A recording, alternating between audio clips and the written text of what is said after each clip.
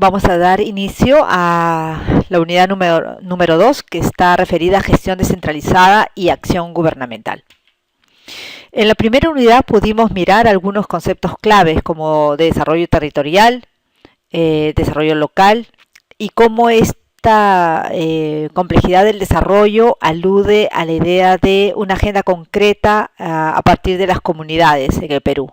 Ahora vamos a mirar el proceso más político, el proceso de descentralización que se inicia en el año 2002 en su última versión y los cambios que se ha producido en las políticas públicas a partir de esta reforma del Estado.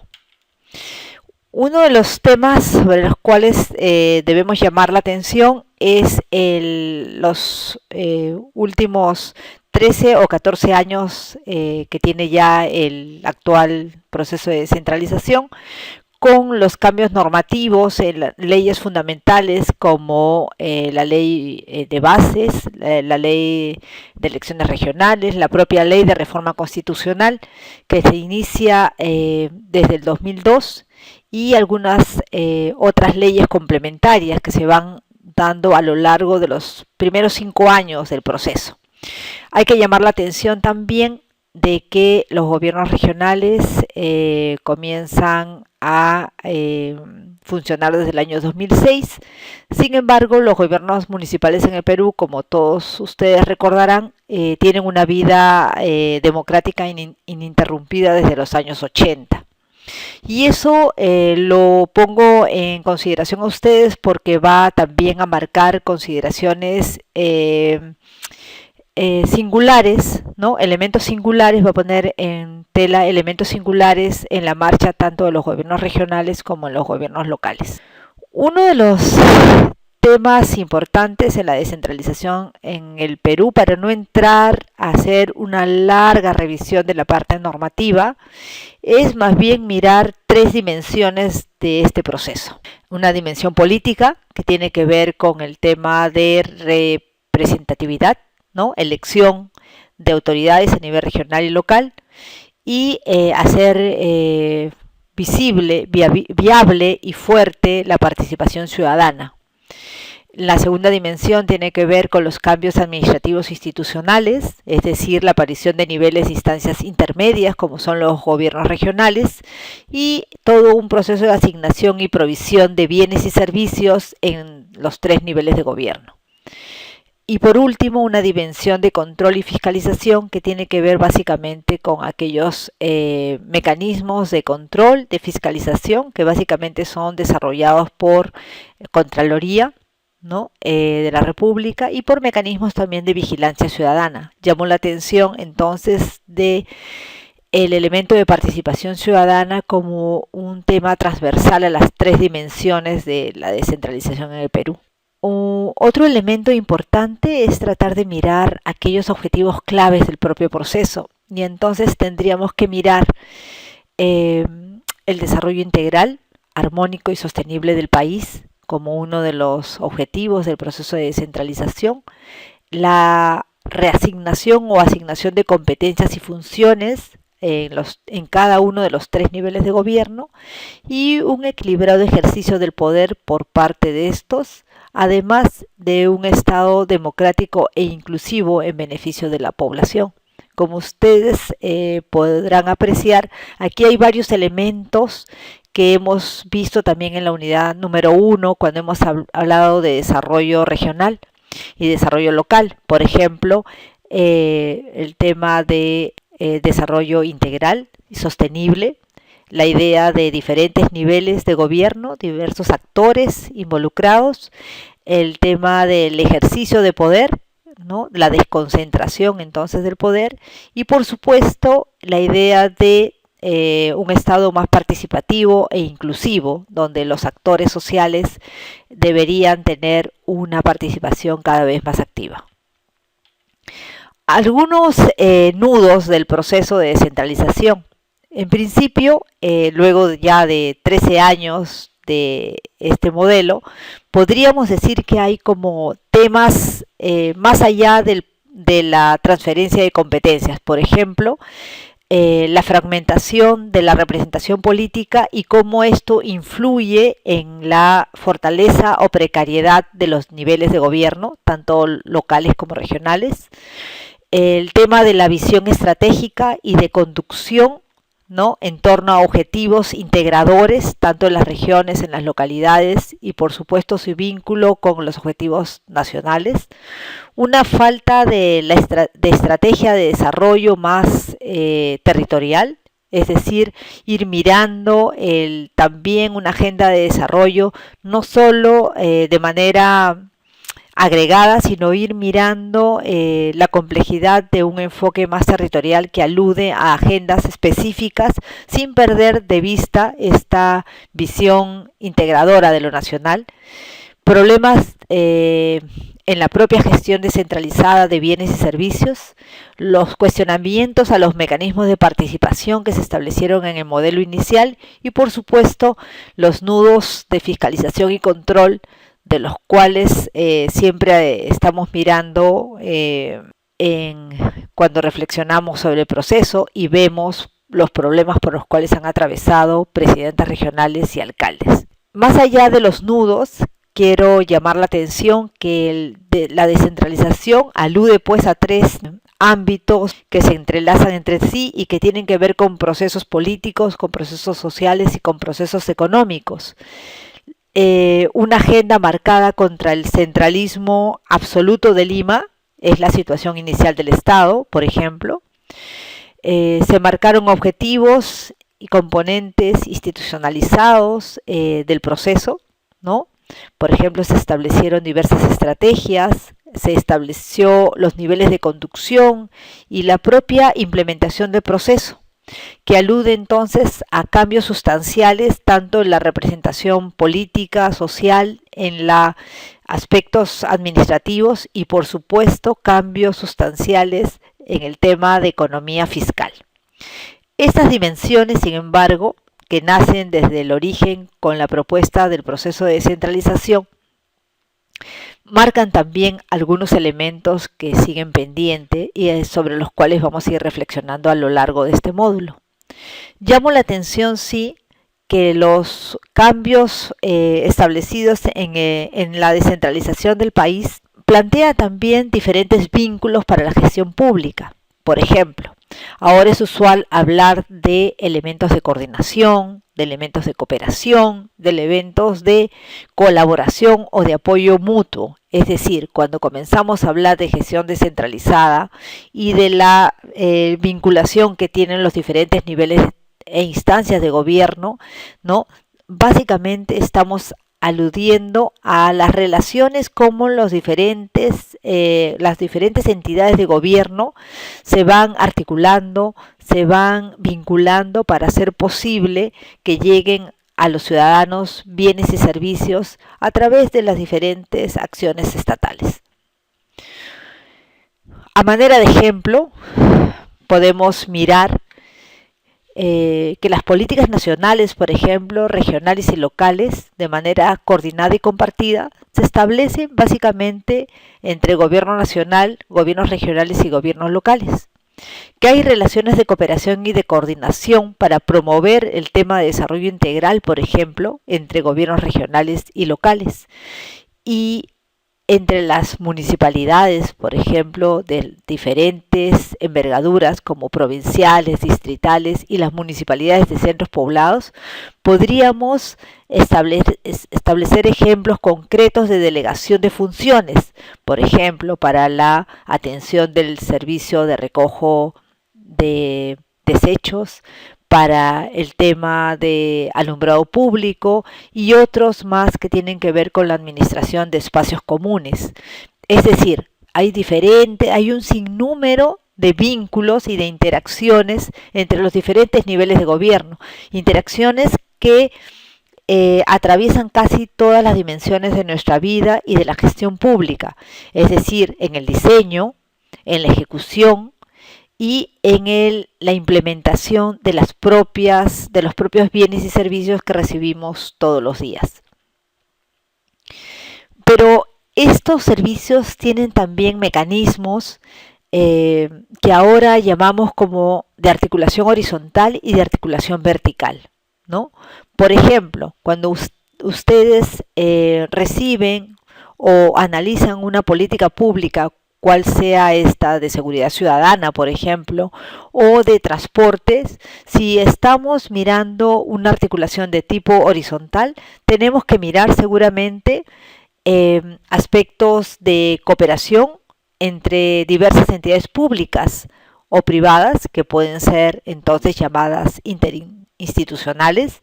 Mira, es posible que ustedes puedan apreciar también la integración de diversos ministerios, entonces hablaremos de articulación intersectorial.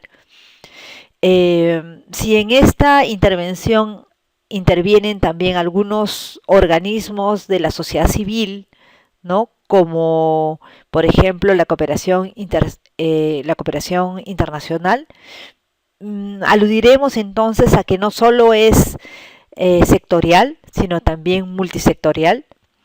Podríamos hablar también de relaciones de tipos transsectoriales, es decir, aquellas políticas o iniciativas que son transversales a varios ministerios, ¿no?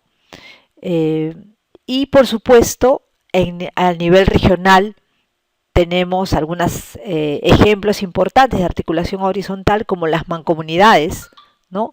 O las juntas interregionales en su momento, y que básicamente son instancias específicas de estos niveles de gobierno y que se aluden a vínculos específicos para poder llevar a cabo algún proyecto especial o alguna iniciativa de tipo estatal. Pero no solo existen las articulaciones horizontales, que ya hemos visto que son complejas y que aluden a diferentes actores, sino también la articulación vertical. Y a nivel de articulación vertical tenemos entonces las relaciones intergubernamentales, las cuales ya hemos nombrado, que tienen que ver con el vínculo entre los tres niveles de gobierno, sino también algunas cadenas institucionales, que básicamente tienen que ver con la puesta en marcha de alguna iniciativa estatal que se articula en el territorio. Habíamos visto el ejemplo de las cadenas de vacunas, por ejemplo, y ahí cualquier tipo de servicio de salud tiene que ver, por ejemplo, con estas cadenas institucionales, desde la provisión, diseño de la política hasta la puesta en marcha a nivel de la comunidad. Hasta aquí hemos visto básicamente mecanismos, vínculos, el tipo de articulación que podríamos ir mirando a partir de la transferencia de competencias y funciones, y entonces podemos detenernos un poco en entender qué es gestión descentralizada y por qué surge este concepto. Si ustedes pueden revisar con más calma la norma que se dicta en el año 2009, ¿no?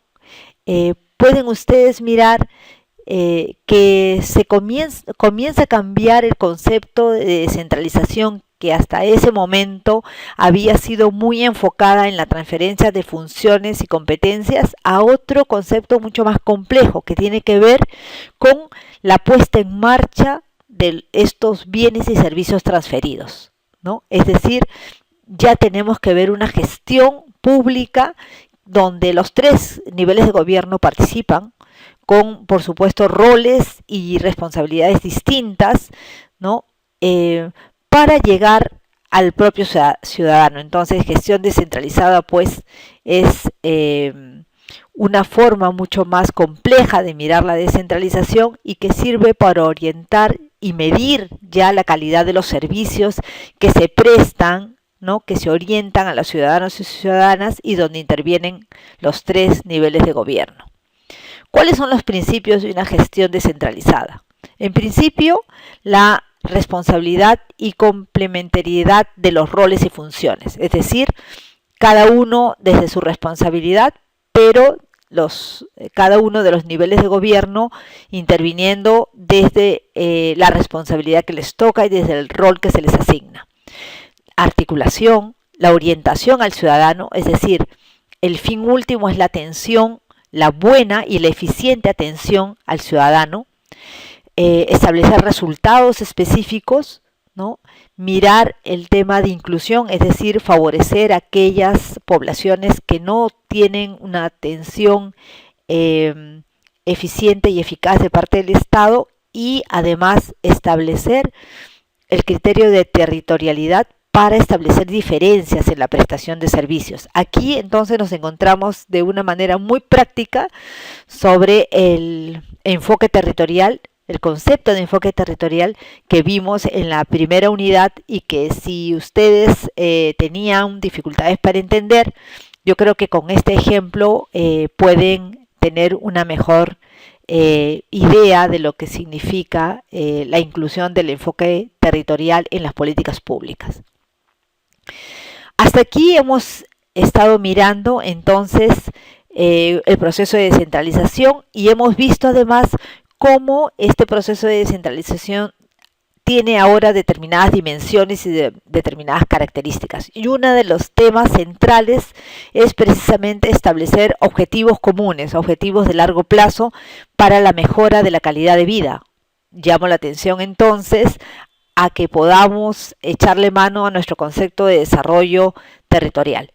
Y en ese sentido hay algunas herramientas que nos ayudan a mirar y a comprender mejor por qué es importante tener una visión de desarrollo. En este caso me quiero referir al tema de planificación, y entonces a los diferentes mecanismos y estrategias que nos ayudan a obtener un determinado objetivo en base a los recursos disponibles en un plazo determinado, y por supuesto a tomar las decisiones necesarias para prever el futuro. Podrían ustedes ir mirando un video. Creo que va a ser importante y ameno para ir entendiendo cómo planificamos y por qué es importante la planificación del desarrollo, pero conmigo podríamos ir mirando más bien con detenimiento algunos temas importantes que se han ido desarrollando con el proceso de descentralización. Uno de los elementos sustanciales en esta construcción de visión del futuro tiene que ver con los planes de desarrollo, los conocidos planes de desarrollo regional y local, que se establecen a nivel de gobiernos regionales, a nivel de gobiernos locales, y que nos sirven como herramienta para elevar la calidad de vida en la propia comunidad. Sin embargo, quiero ir conversando con ustedes también que existen diferentes formas de planificar, y en el Estado peruano coexisten varias formas. Muestro solo 4 de las más importantes, y nos detendremos en la planificación estratégica, que es la planificación que se establece con énfasis en las normas de planificación nacional. ¿Por qué es importante establecer un planeamiento de tipo estratégico? ¿De qué nos sirve? ¿Cómo lo hacemos? ¿Y qué es lo que plantea la metodología que se está estableciendo para el sector público? Básicamente hay 3 preguntas que podríamos responder y que nos ayuda, y sobre las cuales nos ayuda el planeamiento estratégico. En principio, nos ayuda a mirar cómo estamos hoy, es decir, a dar cuenta cuál es nuestra situación actual, a dónde queremos ir, es decir, analizar y comprender el futuro, ¿no? Y cómo vamos a llegar, es decir, identificar la estrategia que vamos a ir estableciendo para llegar al objetivo deseado. El planeamiento estratégico en el Perú básicamente se fortalece en los 2 últimos años, 2014, 2015, 2016, son procesos en los cuales la planificación en el Perú ha tomado una fuerza importante. Es decir, por ejemplo, contamos ya con planes estratégicos sectoriales multianuales que se prevé puedan orientar una idea mucho más multisectorial y transversal de los temas centrales al desarrollo peruano: salud, educación, pobreza, competitividad, vinculados además a objetivos nacionales que se se encuentran establecidos en el Plan Estratégico de Desarrollo Nacional, conocido también como Plan Bicentenario, y por supuesto orientar de alguna forma los planes regionales de desarrollo concertado y los planes locales de desarrollo concertado. Es decir, en una lógica de articulación, el planeamiento estratégico establece algunos objetivos comunes, alguna orientación en base a objetivos e indicadores para que a nivel territorial se puedan ir estableciendo estrategias concretas de atención a esta agenda del desarrollo. Ustedes pueden ir analizando con mayor detalle la directiva número 1 establecida por el Centro de Planeamiento Estratégico y cómo se van articulando a partir de las competencias exclusivas y compartidas estos indicadores y objetivos de desarrollo que plantean además la necesidad de ser medidas en su concreción. Hasta aquí estamos mirando otro aspecto central de las herramientas que nos proporciona la gestión pública. Hemos visto el tema de descentralización, la reforma del Estado y aquellos elementos sustanciales como la planificación para ir mirando esta concreción de agendas de desarrollo. Otro elemento central es en el modelo de descentralización y de reforma y de modernización del Estado que Perú está promoviendo en este siglo, es la participación ciudadana, especialmente en los gobiernos regionales y locales, y que alude además a un derecho importante para el fortalecimiento y mejora de la gestión pública, ¿no? Las instancias de participación con las que contamos son básicamente de dos tipos, deliberativas, participativas y de vigilancia. Entonces, ustedes conocerán seguramente la dinámica con la que funcionan los consejos de coordinación, las juntas vecinales, los comités de gestión de obras, por ejemplo, y por supuesto los comités de vigilancia. Un proceso importante además, que curiosamente también se inicia con el proceso de reformas del Estado que se inician con este siglo, es el presupuesto participativo. Por supuesto, desde el diseño en el año 2003 hasta la puesta en marcha 16 años después, seguramente hay muchos cambios en el modelo original, pero básicamente debemos coincidir con que el proceso de presupuesto participativo, ¿no? Fortalece la transparencia, el control ciudadano sobre las obras de inversión, alude al tema de modernización y democratización de la gestión pública, plantea el objetivo de fortalecer la gobernabilidad democrática a nivel local y regional, contribuye con la construcción de un capital social y, por supuesto, con la planificación y la propia gestión en los asuntos públicos. A manera de ejemplo, podemos mirar las diversas fases del presupuesto participativo. Los invito a mirar el material complementario y en especial algunos ejemplos que vamos a compartir sobre procesos participativos en obras, ¿no?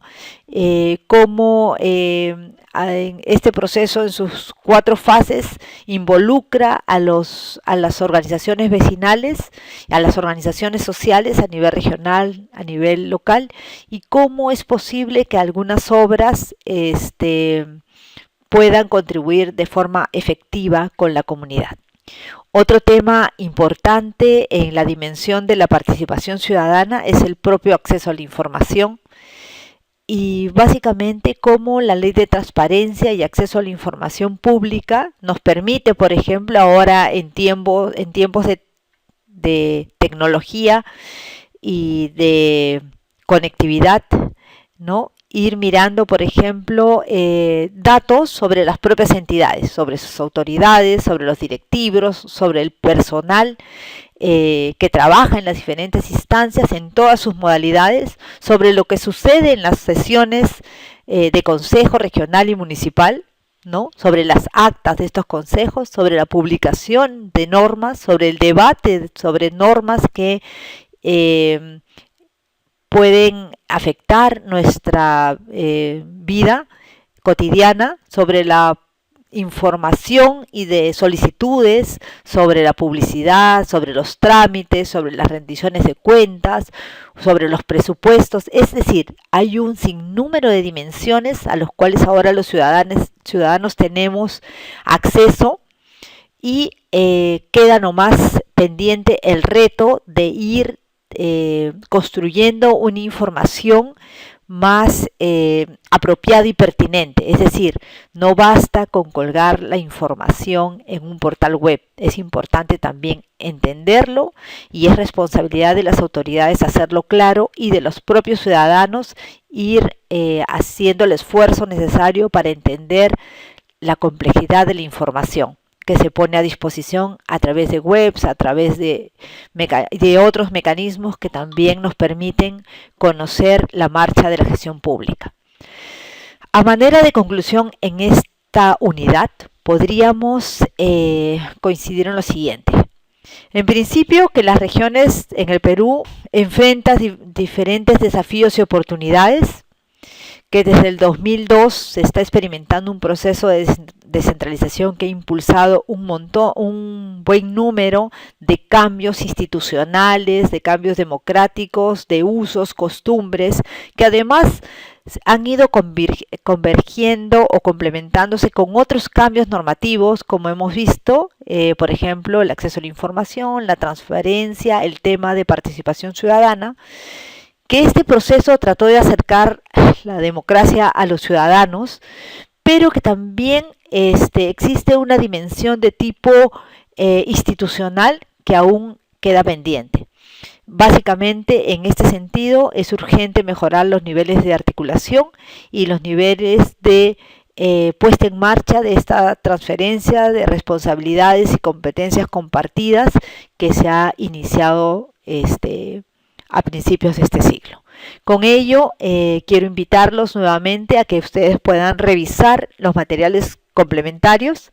Para esta unidad tendremos básicamente las leyes orgánicas, las normas sobre el proceso de descentralización y un material de balance que hizo una organización de sociedad civil sobre el proceso que se ha realizado el año 2011, pero que creo que vale la pena, pues en ese año se da un quiebre importante sobre el propio proceso de descentralización. Y por supuesto, ir revisando también algunos materiales complementarios sobre presupuesto participativo y algunas experiencias de vigilancia ciudadana.